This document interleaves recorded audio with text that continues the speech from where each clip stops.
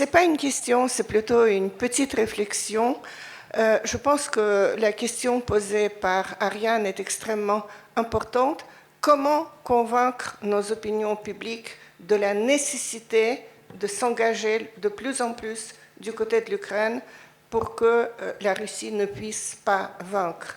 Je pense que l'un des aspects, c'est il faut peut-être mieux expliquer à notre opinion publique qu'est-ce que signifierait, que Dieu nous en protège, la victoire de la Russie.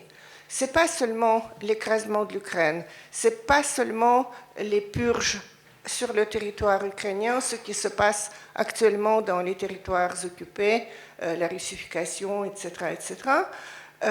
On en a assez parlé. C'est aussi que la victoire de la Russie amènerait de façon quasi automatique la victoire dans plusieurs pays européens de partis d'extrême droite, parce que ce sont des alliés naturels des Russes et ils seront renforcés par cette victoire. Qu'est-ce que ça va signifier alors pour nous? Les conséquences, me semble-t-il, sont absolument horribles. Je n'ai pas d'autre mot.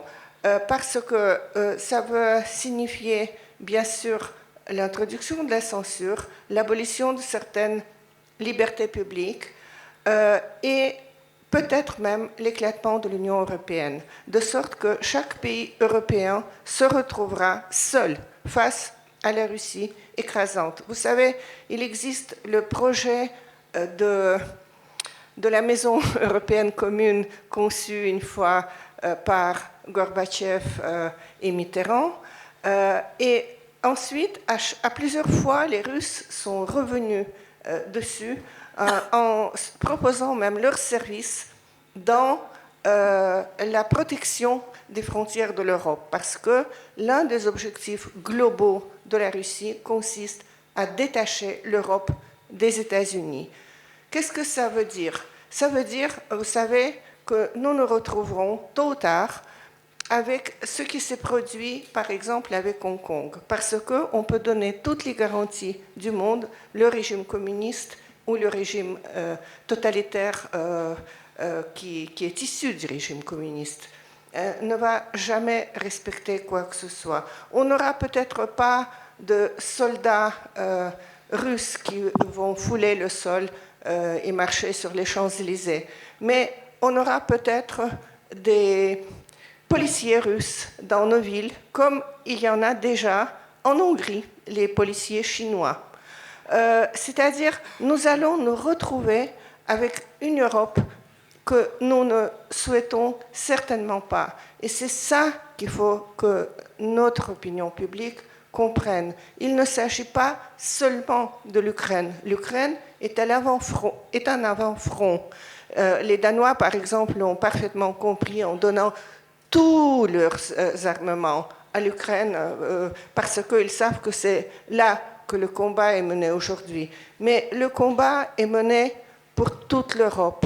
Vous savez, il y a eu une fuite de documents il y a quelques jours, ça se retrouve sur Internet.